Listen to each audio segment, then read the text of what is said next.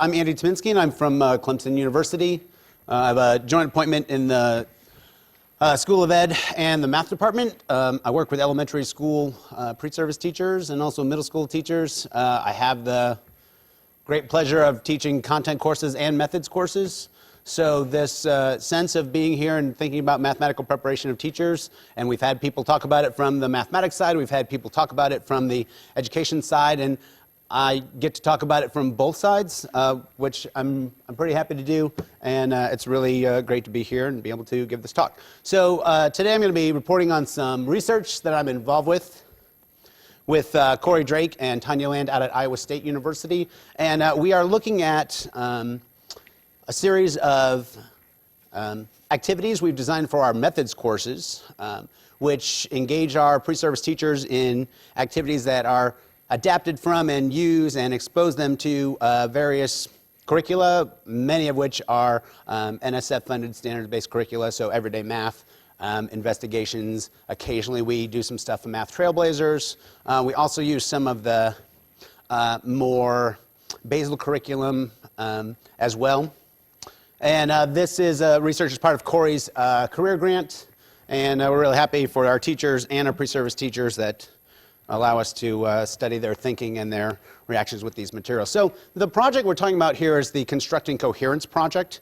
And just to give you a little bit of background on where this research kind of came from. So despite the fact that math curriculum materials are everywhere in the elementary classrooms, a lot of the methods courses and a lot of the methods texts spend little or no time helping pre-service teachers learn to use curricular materials. There are some, but again, it's kind of few and far between. And as we look at how they engage with these, we're looking at how the mathematics pre-service teachers learn about curricular materials and what they learn from curricular materials. And this research is based on our and others, experienced teachers, also use of curricular materials. So Corey has a cohort of 3 or 4 elementary school teachers out in Iowa who we've also been working very closely with to think about the design of these materials and using some of the activities that they actually use in their classroom and bringing them into the methods course classroom as well.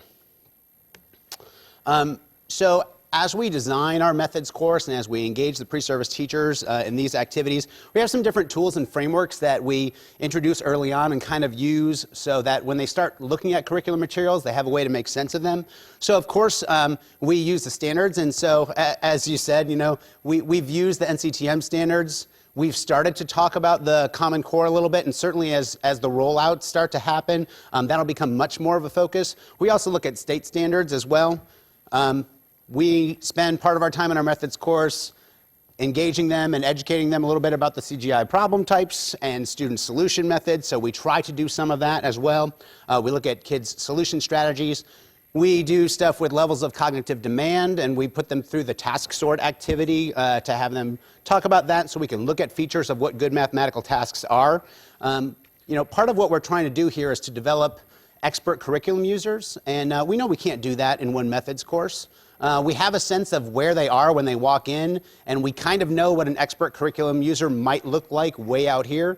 And so we're trying to kind of set them on that trajectory and try and figure out where that point is. You know, the next successive point is where can we get pre-service teachers at the end of a methods course that puts them on this trajectory towards expert curriculum users. And we feel that being familiar with these kinds of tools is going to help them, no matter what curriculum they end up using when they get out to the schools, to be able to make sense of, is this a good task for my kids? And if it's not, how do I make sense of it? How do I ramp up the level? How do I change the numbers? How do I do those sorts of things to really get the most out of whatever curriculum that they're using?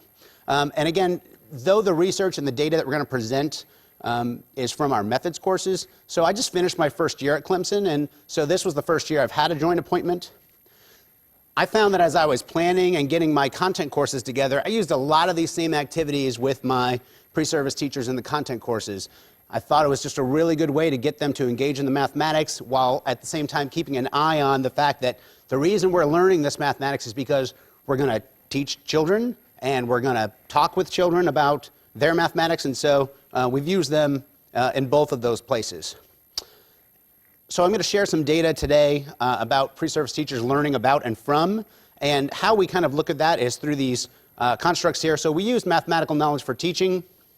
specifically as they have kind of unpacked Shulman's notion of pedagogical content knowledge into subject matter and pedagogical content knowledge, and then unpack that a little bit as well. And also Shulman's curricular knowledge. And when we talk about this sense of expert curriculum user, Shulman, in his article talked about the fact that it was less attended to even in '86, and that's still kind of true today. There's been a lot of stuff on content knowledge. There's been a lot of stuff and drive and research on pedagogical content knowledge, and then curricular knowledge, that ability of being familiar with the curricular materials that are out there and knowing what the pros and cons, the strengths and weaknesses of using each of those things are. And so when we think about that expert curriculum user, we're really trying to look at Shulman's issue of curricular knowledge as well. So what are we going to do today? We're going to look at an activity from a module that we have. It's our Developing Addition Strategies module. It's a series of activities and engagements that we use with the pre-service teachers when we're talking about the idea of addition with children. And so we use the addition starter sentences lesson from the investigations curriculum as one of the things that we do. And we do several activities with that. We'll talk a little bit about that and kind of what we do in the methods course. Some of the other things that we do in this module a little bit. I'll share some data that we've collected and kind of looked at in terms of this learning about and learning from, to look at this sense of these different knowledge bases. How does this particular activity, again, impact those knowledge bases with our pre-service teachers? And then we'll kind of end with talking about how this approach might be beneficial, what the pros and cons of that, what you all thoughts are in terms of, as we get ready to teach with the Common Core, how might these materials, and it's funny because you had said at the beginning, well, geez, isn't this now moot because these are curricular materials that are based on standards and now we have the Common Core? But, I think we also understand that the Common Core has, one of its, earlier predecessors, right, and still some of the same philosophy. So I would say that it's still pretty, relevant. I hope, anyways. Otherwise, we're going to have to start all over and wait for some new curricular materials to come out. So here, there's the addition starter problems. It comes from investigations, comes from grade 3 and unit 3. And this lesson is designed, as we see it, to support children in developing alternate multi-digit whole number addition strategies. So we're not talking about how do we help kids understand and learn to do the standard algorithm, but some of these other strategies that research has shown that kids will develop, and this is there to actually help kids develop and promote these things. So these 3 strategies, and they name them in here, are the break apart by place strategy, adding one number in parts, and then changing the numbers. So up here you can see, oh, they took away the big pointy stick. Oh, I really wanted to use that, but I'll point with that.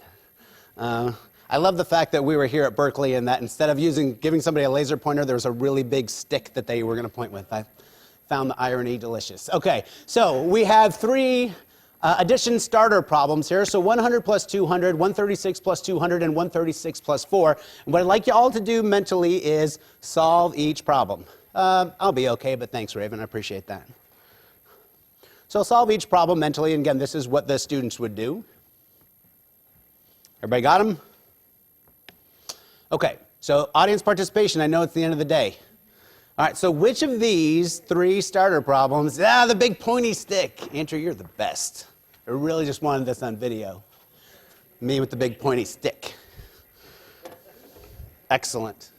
All right, so which of these 3 starter problems was easiest for you to solve? Anybody want to share what they're thinking about? Yes.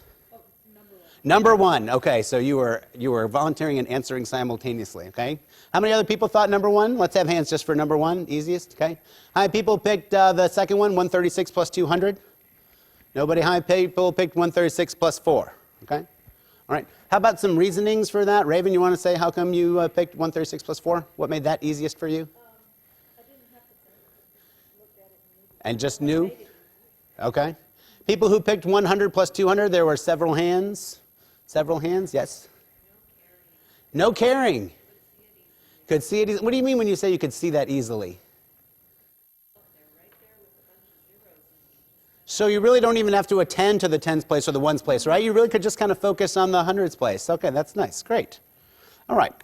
So now I want you all to consider this problem here, 136 plus 227. Okay?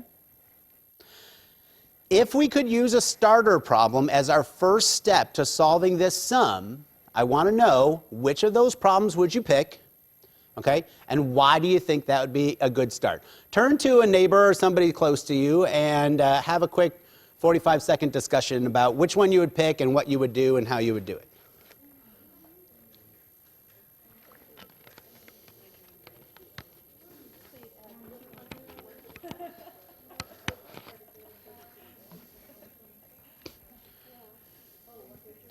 So which one would you use?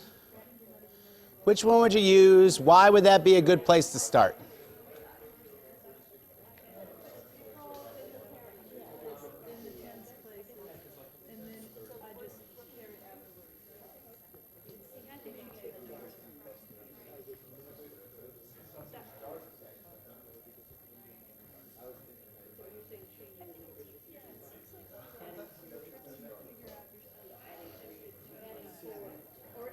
Okay, take about 10 seconds to finish your thought.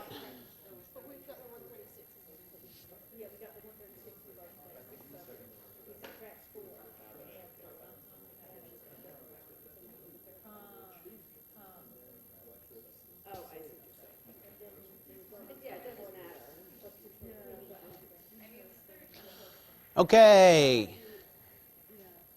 Somebody want to talk about and share what you talked about in your small group? Somebody? Anybody? Yes, thank you. We decided you'd start with number 3. 136 plus 4? Yeah, because the hard part is adding 27 to 36. Okay. And how would 136 plus 4 help you? Then if you take 4 away from 227 and put it into 136, you don't have to carry anymore.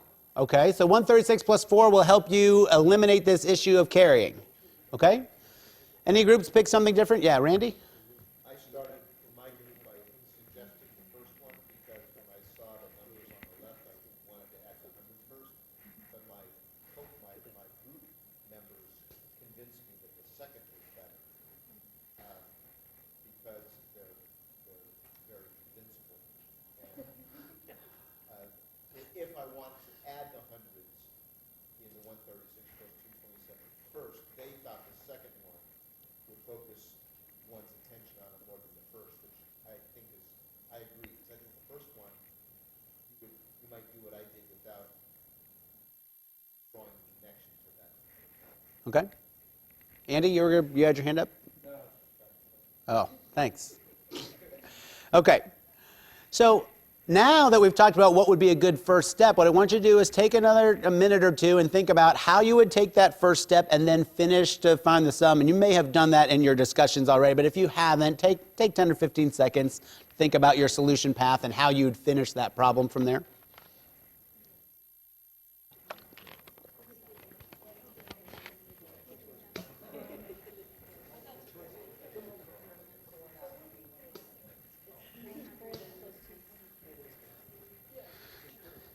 Now, I heard you say there's a multiple choice. I don't see this as a multiple choice response. So tell me.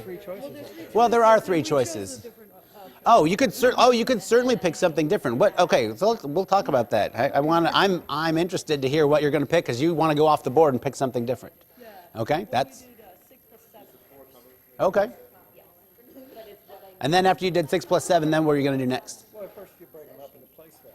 Ah, okay. And the thing is, if you do any of these other ways, you're undermining the standard algorithm consciously, Okay. which is okay. Okay, let's come back. So, is there somebody who started with 100 plus 200 and wants to talk about how they would finish the problem from there? Or even if you didn't pick that, if you wanted to talk about how you could finish that problem from there? Yes, sir. 300 plus 50 plus 3 plus 10. Okay, you're going to have to explain your thinking a little bit more to me. Add from left to right. Okay, so 100 plus 200 gives you 300. Then you would add the 20 and 30 and get the 50. And then you would add 6 and 7 get 13. That's put in 3 and I add 10. then put them all together again. Okay, now I want to come over here because I think you guys were using a similar strategy, but yours was a little bit different because they didn't even pick one of the prescribed problems. Instead, what starter problem did you guys want to start with? We decided to go with 6 plus 7 first. So I think if I understood correctly, you're using the same strategy we're talking about here, except you wanted to start with the ones and still break apart by place, but go from right to left. And you said something really interesting. I want you to share that. I promised I'd be nice here. No. So don't use the word undermine, and then say what you're thinking. I promised I'd be nice. Tell me I can't. Well, use a nicer word than that. I'm fond of the standard algorithm. And consequently, I like to see things on the path to the standard algorithms. And any of these approaches, especially left to right, undermine the standard algorithm. So it's certainly, and again, there's a reason why we call these alternative approaches, right? And the standard algorithm is great. And one of the things I want to say just in general with my pre-service teachers and here, because we could turn this next 40 minutes or whatever we have into a discussion about this, and I really don't want to do that. But, you know, for me and the message I try to get across to the teachers, because they're very much beholden to the standard algorithm. And I don't think there's anything wrong with that, but I don't think that it can be the only way. And, you know, somebody made a point, and I don't remember whose talk it was, but it was in the last couple of days, and they're all kind of running together, that we used to use algorithms for efficiency. And the reason why the standard algorithm is what we use is because it's the most efficient way to get it done. But if the point of doing the computation is efficiency and you're using pencil and paper, that's not even the right tool, because if it's really going to be about efficiency, then it's about using technology. And so if some of these alternative strategies, which we do see in the Common Core, and I'll point that out here in a sec, really look at the underlying ideas of place value and carrying and trading and those kinds of things as well. So they have a purpose for learning and engaging and thinking about beyond the fact that I need to find the sum of these two numbers. And it does give us an opportunity to think about different structures of mathematics, I would argue. So, yes? No, not necessarily either.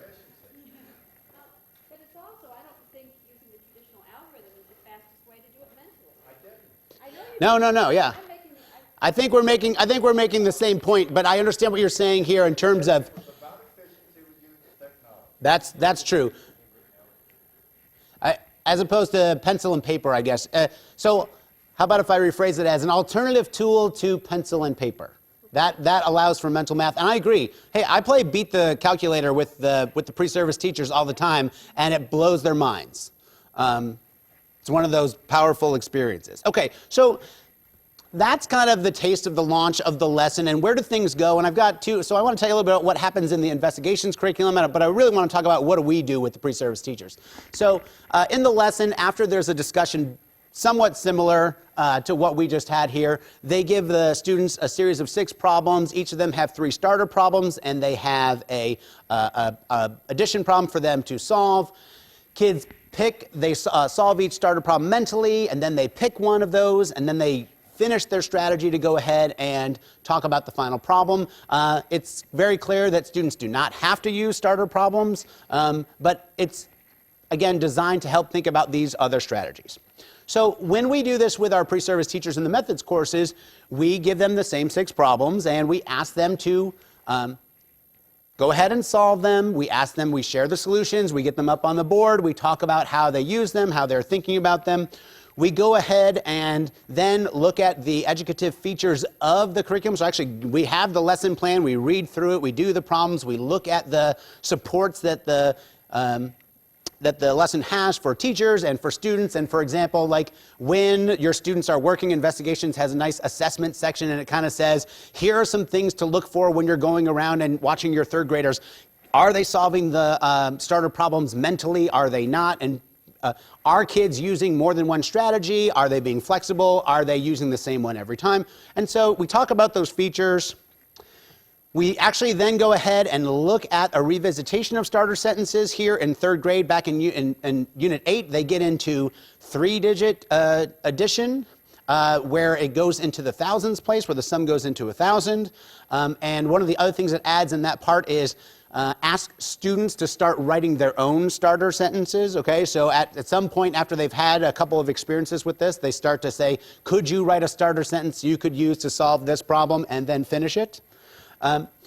Then one of the things that we do is we give the students 10 different samples of student work, of kids solving them various ways, and we ask them to look at the students who solve 249 plus 175. We ask them to go ahead and analyze those strategies. Can they make sense of them? We ask them to classify them according to these 3 strategies, and then we ask them to take the first step in organizing a discussion that you might have with your students. So if these were the 10 strategies and the 10 things that you saw in your class, and you can rank them by category, now what order, let's say we had enough time that all 10 kids were going to get up and talk, what order would you have kids talk and why? And we actually have an activity that goes later on where we actually ask them to go ahead and write some questions that they might ask as well too. Not reporting on that today, but again, this module uses this lesson, and we do 2 or 3 things with it in different ways to try and give them some exposure, but really dig deep into the features of the curriculum as well. So here's this, and as this is a conference that's helping us starting to think about the Common Core, I went through to try and get a sense of why might this activity, would we use this now starting again with our methods course, or would we have to find something else? And I was, not surprised at all, but happy to see the fact that in these standards we can see, right, add and subtract within 1,000 using concrete models or drawings, and strategies based on place value, based on properties of operations and or the relationship between addition and subtraction. Relate the strategy to a written method, which is kind of what this lesson does. Gives some students some potential strategies, and again, they're going to have to write down and explain and share their work, and so that's going to help them start to develop those written records that we're talking about here. Mental addition, explain why addition and subtraction strategies work, using place values, using the properties. As they get into, so that's 2nd grade, and then we get into 3rd grade. Fluently add and subtract within 1,000 using strategies and algorithms based on place value, properties of operations, and or the relationship between addition and subtraction. And I believe it's 4th grade that says add numbers fluently using the standard algorithm. So again, these things are there, and we're talking about building a trajectory towards that as well. So I want to go ahead and look at some of the data that we got out of the activities that we did after we've engaged them in this lesson. And just to get a sense of how we're going to view this data, or what lens we used, again, we looked at the mathematical knowledge for teaching and how they've unpacked subject matter knowledge, the common content knowledge, the knowledge that we teach to students, the specialized content knowledge, knowledge that we use in teaching but we don't necessarily teach to students, and that horizon knowledge, okay, seeing connections within mathematical knowledge, and also how they have broken up pedagogical content knowledge, knowledge of content and students, and knowledge of content and teaching. So we've used their descriptions here as we tried to look at responses to make sense of these things.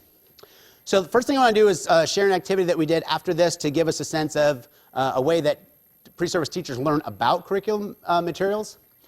So one of the things that happened, and I'll tell a quick story, the first time that I did this with my methods course, I was teaching at Purdue University, and there was a field component in my methods course, as many of them are, and the way I asked my students to go out and teach was to negotiate a topic with their teacher and then go to one of the standards-based curriculum and find a lesson that was appropriate and address that mathematics that they were going to teach, because I wanted them to have a well-developed lesson that they could go ahead and teach from, so they could focus on how do I teach from this manner, not how do I plan and how do I teach in this manner, which I think is really tough for pre-service teachers to do. So her teacher asked her to teach a 3-digit addition lesson that went over 1,000, and so she chose to teach the Unit 8 lesson on starter sentences. And it went okay, but not great. And one of the things that she found was that her students had already been shown the standard algorithm, and so when she was trying to get them to use these different strategies, and they were fine listening and talking about it, but when she gave them opportunity, every kid did the standard algorithm, and so she, in her reflection, wrote about, I mean, she didn't quite say what a horrible teacher she was, but she was really disappointed in the lesson. And she's like, gosh, they just didn't do what I wanted them to do, and I don't know why. And, she's like, I figured out that, once they know how to do something, it's really hard to get them to think a different way, which, first of all, is great pedagogical content knowledge, as far as I'm concerned. And the other thing that struck us was that she felt like you know, in her reflection, she talked about how she really felt like she really should have made the kids do this more. But that wasn't really our intent either, right? Our intent is, hey, figure out where the kids are, try to meet them where they are, and try to support them mathematically where they are. That's what we think the goals of these lessons are, and I think that's kind of what the goals of investigations in general is. This student, though, from this activity we did, she didn't take away that goal. She took away, if the lesson says this is what you're supposed to do, you better make your kids do it. So we realized, gosh, we don't really have a sense of what the pre-service teachers are taking away from this. So this became an activity that we added on the next iteration of the course when we did this. And so after this, we give them this question. So depending on your purpose, we give them this goals question. You might have the following goals for students. So just choose one strategy and practice it. Use more than one strategy to solve each problem. Use more than one strategy across the problem set, i.e. use one strategy for one number combination and a different strategy for a different combination, or for learn and master all the strategies. And so if you were teaching the addition starter sentences lesson, which of these goals would you have and why? So just 30 seconds, turn to your neighbor, talk a little bit about what goals you think you might have if you were going to teach this lesson or something like it to your third grade students.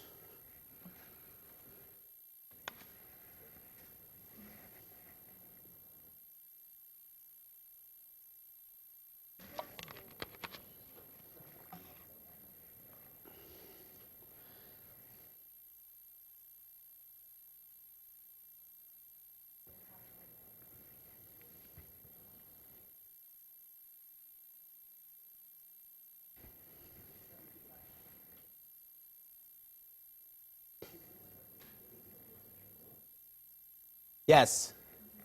So this is a goals question that we pose to our pre-service teachers to try to get them to think about, again, for us, it's trying to find out what did they take away from these materials.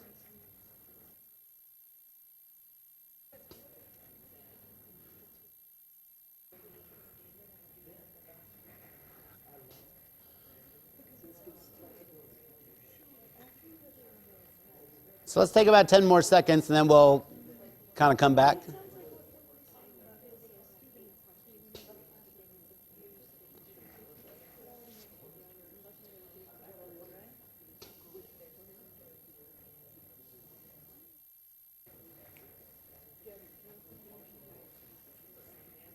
Okay, anybody want to share just very quickly what you're thinking about? And you may have, and I just kind of realized this, I asked you to think about what your goal would be, and some of you may have naturally drifted into what do you think your pre-service teacher's goals would be, and either of those things you want to mention or talk about is certainly fine. Or we could say nothing. Yes?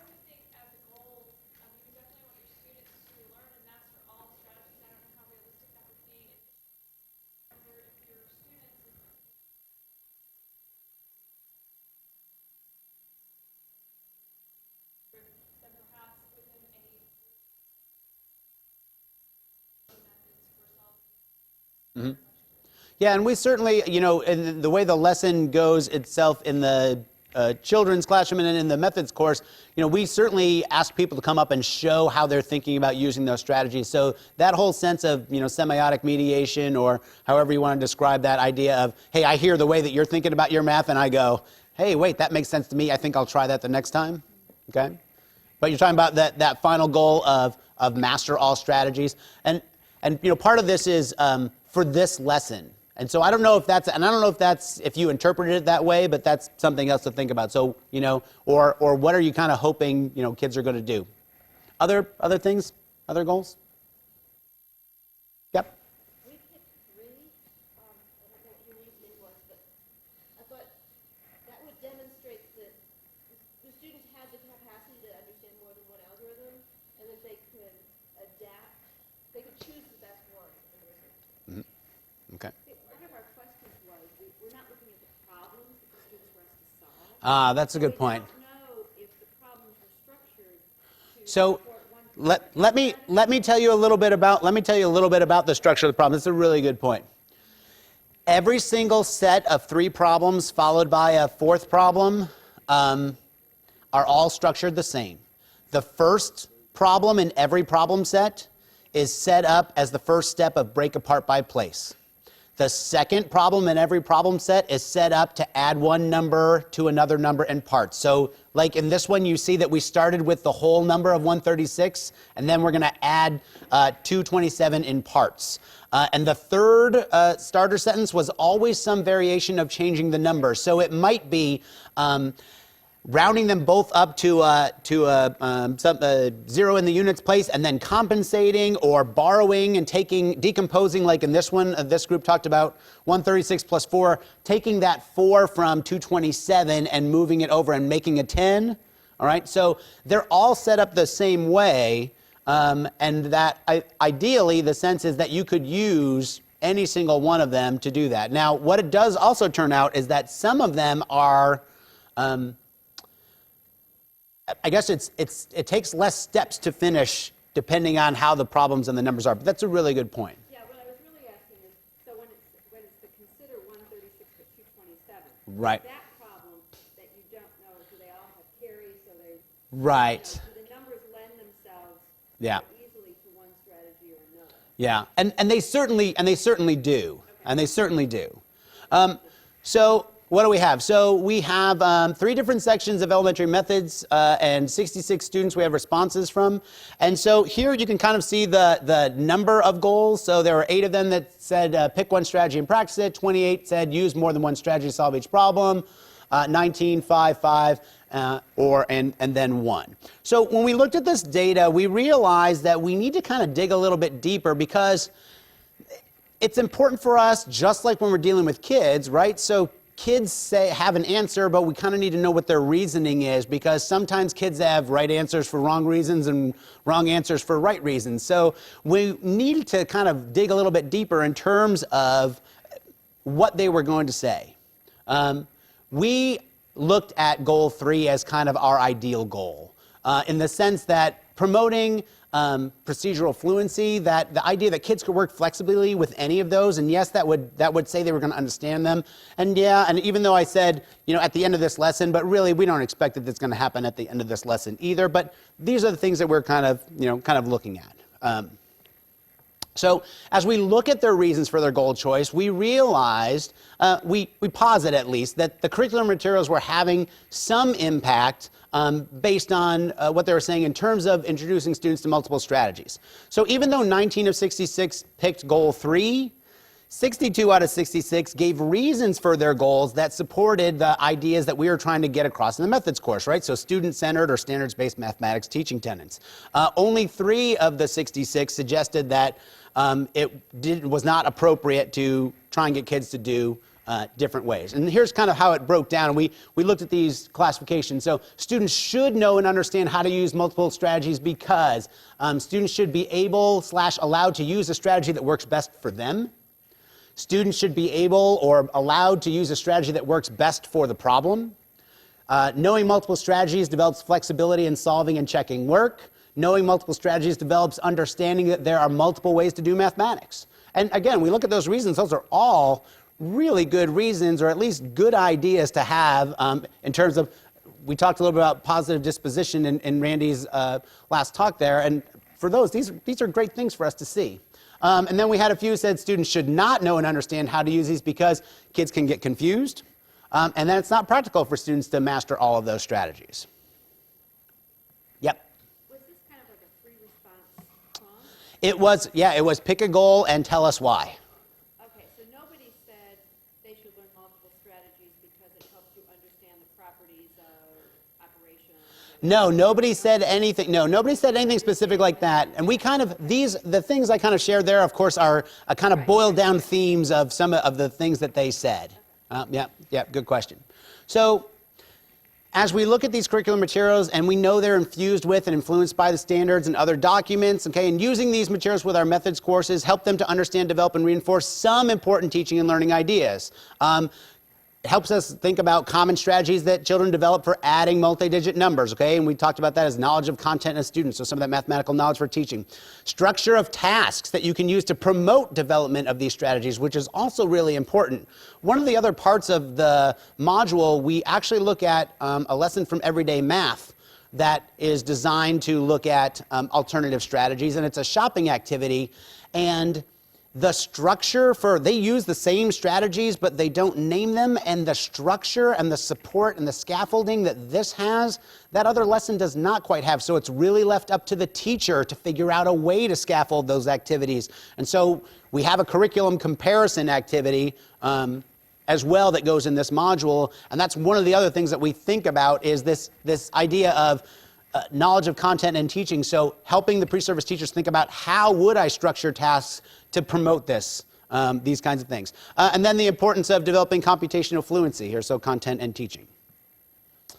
So we also have an activity that I'm going to share this in the context of learning from curricular materials. So we asked them to do a reflection to look at what they had learned from these materials. So we asked them, so what did you learn about how you think about solving addition problems, and what do you learn about how children might think about solve addition problems? And so when we put these questions together, it was our intent that the first question would tell us a little bit about their subject matter knowledge, and that the second one would tell us a little bit about pedagogical content knowledge. But what we found when we looked at the responses were that there was evidence of both all kind of mixed, and they wrote 2 paragraphs or 2 responses, but it was all those ideas were kind of connected. So we ended up, when we did our analysis, looking at their responses as a whole for evidence of these things. So we had 63 responses for this part that look at the facets of mathematical knowledge for teaching. Every response that we had some evidence of development of some aspect of mathematical knowledge for teaching. Knowledge of content in students and common content knowledge were the ones that seemed to appear the most often. We also saw a little bit of knowledge of content in teaching, specialized content knowledge. Notice not one student had connected any of this further on. We posit that, we didn't talk about at this point before they did this, we hadn't talked about how do these things connect or build or are related to the standard algorithm, but we think that if we had actually added that in there before we had asked them to reflect on it, we might have seen a little bit more connections about how what are we doing now moves us forward. So when we looked at the knowledge of content and students, the pre-service teachers' responses demonstrate evidence of developing knowledge of content and students. They were largely examples of how children learn mathematics. So children have many different ways of problem solving. Children's thinking is different from adult thinking. Children solve problems in a way that makes sense to them. Children can learn from other students' solutions. Children are capable of more than we give them credit for. And there were 3 responses that had no evidence of knowledge of content and students. Again, the takeaways that they're getting here we felt were at least positive as ways of supporting what we were trying to get done in the methods courses. In terms of common content knowledge, it was really largely examples about the ways they preferred to solve these problems. You could imagine that there were students in there who, and there's some here who would still rather do the standard algorithm, which was totally fine.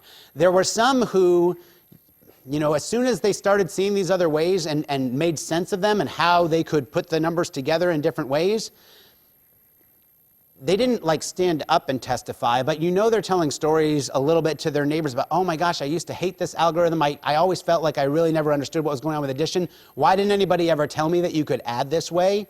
And that kind of stuff we just thought was it's just really powerful. So what do I like? I like break apart by place. I like change the numbers. I like to do a number in parts. I like to look at what the problem is and then decide what strategy I want to use. So as we look at what they learned from these things, so this activity gave them opportunity to develop knowledge of content in students and knowledge of content in teaching. Again, their common content knowledge and specialized content knowledge were impacted a little bit too. Did not seem afford to develop that horizon knowledge. And again, I put that last standard up there again, gave them that opportunity to think about this idea and what's going to be happening in the Common Core. One of the things that I could at least talk about from the Purdue side of this is that these alternative strategies were not being discussed in the content courses. And if they were, they weren't making an impact on students aside from, okay, I need to know the partial sums algorithm, and they did it and they learned it for their test and then they didn't remember it anymore or use it. I think it's difficult to say that this activity had all of this impact on here. Of course, this is a reflection of where they were at that moment and what they kind of knew. I still think we like to think that engaging them in these sorts of activities, give them opportunities to develop these knowledge bases that we think are going to be important for teachers to use when they're working with kids in the classroom. Okay, so we've got about 5 minutes. I lied. 3, 2. We can talk a little bit about this sense of standards-based curriculum materials and how might it inform this preparation of pre-service teachers in the era of the Common Core, or if you just have questions or comments, or if we all just want to sit quietly and wait for time to tick away. Whatever.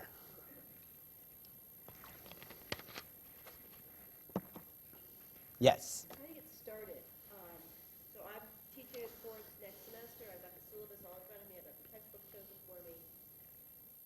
What can I do to do a little bit of this along with it? Send me an email and we'll send you some of these activities that we've been using.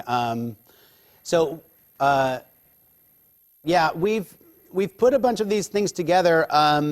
There's a Corey's also working on a methods course book that involves some of these activities, and as well as some of the other stuff we've been doing with the teachers out in Iowa that involve examples of student work from their classrooms and teacher talk from their classrooms as well. And we could certainly get you hooked up with that too. And there's actually a reader that goes with it as well. So that's one thing. I think if you don't have time, if you don't want to do that and you want to think about your own, it's being somewhat familiar with those activities and lessons and thinking about, okay, so what am I trying to do today and how might I bring some of these curricular materials into the classroom, and that exposure just so they know what else is out there too. I mean, some of them are going to end up in classrooms and they're going to, somebody's going to hand them Saxon or somebody's going to hand them whatever and they're going to have to teach with it. And if they don't know anything about what's out there, they may not know, geez, where could I go if I need more problems that, put kids thinking in the middle of stuff, and that's another thing that we think is really just kind of important to what we're doing. Yes? I just had a comment about you're saying that you didn't really see changes in their willingness to try the different strategies in the content course. Well, so not in the, so I've used this past fall, and that I've actually seen because what we do is we talk about these in base 10, and then I put them in base 5. And we talk a little about alternate bases, and I don't tell them explicitly to think about how do you take these strategies and translate them over there, but eventually they start to go, oh, wait, you mean, oh, this works the same way, trying to help them think about that overall structure of place value and the whole trading idea, and that all I do is change that instead of trading 10 for 1, I trade 5 for 1. But what I was saying is in the other math courses, they weren't being exposed to necessarily to these strategies. So I was going to say, I think that doing a section on mental math type strategies really is a way to force them to think about it and see that it's actually beneficial. Absolutely, absolutely. And we tend to do a lot of that too in the methods course. So we'll talk about the strategies, and I tend to use the Vanderwall textbook in my methods course, and it does a nice job of laying out some of those mental strategies. And so we'll talk about them, and we'll look at kids using them, and then I'll pose some problems to them. I'll say, okay, see if you can add this mentally, and it's really hard for them. And part of the issue is normally when you ask an adult to do mental math, their idea of mental math is imagine doing the standard algorithm in your head without writing it down. That's what mental math means. And that's what the pre-service teachers think mental math is too. So when we start talking about these thinking strategies, it does open up a different world. And I tell them, I said, it won't be today, it won't be tomorrow. I said, but you'll be in the store at some point and you'll be trying to do something mathematical, you're trying to compute something, and you'll do it one way and you'll get an answer, and then you'll do it 2 other ways, not even because you want to check, but just because you can. I said, and on that day you will turn and you will shake your fist at me, I suppose. Yes? It's a comment. I think this is, you seem to have a really well-researched course there here when you use research to form the course and design it, and I also think what you are doing here with the curriculum knowledge and stuff like that is really worthwhile for the student teachers. But what I'm slightly at least not seeing is, because I believe, like Paul Goldberg talked about yesterday and also in his other seminar, that I like to sort of start with the practice standards, so with practice or with the process standards. Mm-hmm. Yeah, and they're not really visible here, are they? So, and if you take, I think that would be something to You could actually include, I mean, if your primary goal is to set up a classroom where the process standards or the mathematical practices is developed in the best way, that might not be the same thing actually. Absolutely. Then you might take other decisions. So I think that's something to.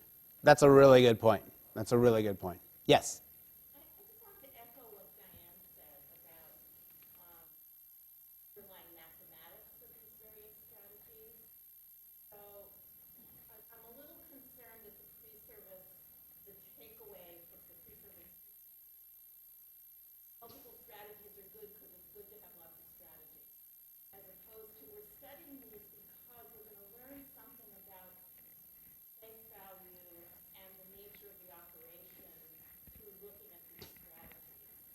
And certainly not that we need to master all of these. Sure. Because it's just good to master all of them. We're studying them in order to learn something about mathematics. And it's not surprising to me that pre-service teachers might have that takeaway. Oh, it's just good to have lots of strategies. But maybe that needs to be raised more explicitly. Yeah, and when I was doing this in the content courses, we did a lot more of, okay, now you've seen this kid's strategy, now I want you to write out like almost a proof, right? An algebraic or an arithmetic proof of what did the kid do, why, kind of why he did it, but what did he do mathematically? What is the reason that justifies why he can do what he did mathematically? Because for them, when kids do invented strategies, what I want them to be able to do is try and make sense of it, which is hard work in and of itself, but then they have to be able to judge whether it is mathematically valid, right? Will it work every time or will it not? And if it doesn't, they have to be able to come up with a counterexample of a problem they can pose the kid that will show them that their solution doesn't work every single time. So I do much more of that in the content course than we're able to do in the methods course. We'll take one or two more comments. I know we're kind of out of time at this point. There's a comment on that because when we talked about this exercise here, we both did it from left to right, which is sort of the wrong way, But that's how we did it when we don't have a paper answer. And I also believe in the standard algorithm and everything. But then I think of my son who happens to be in third grade, and he has for quite some time been able to also do it from left to right, so he can remember this carryover. And every day or every time he comes home with his book, his 20-minute textbook with some homework, they try to steer him into solving problems that he actually can do in his head in other ways. And he doesn't understand why he's supposed to do it in another way. And therefore, and that's all in this practice thing. You have to introduce something into the classroom that makes it worthwhile for him to do something else and not sort of push away his, Yeah. I think this is the same for many, many kids. Absolutely. So it's really difficult. And in Sweden, the standard algorithm just disappeared for a few years ago. So this is everything for every student. Okay. And was maybe 15 years ago, and the understanding, the number sensitive, if you want. Oh, it still hasn't improved. On the contrary. Oh, wow. So therefore, I don't believe that the method you aim for or the method you're using it matters. What matters is the teaching itself. And that's something that sort of if you want to do the standard algorithm, that's fine. If you want to do something else, that's fine. But the teaching has to support something. Right. And I guess part of it for me is, as a teacher, I need to know more than one way to do things. But at the same time, right, when I'm worried about my students, if they have a way that works and is efficient and they can carry it out, that's kind of when I'm satisfied, for children. And that's part of that message. I think we're out of time. Thank you all very much for being here. I'm sorry that we're a little bit over time.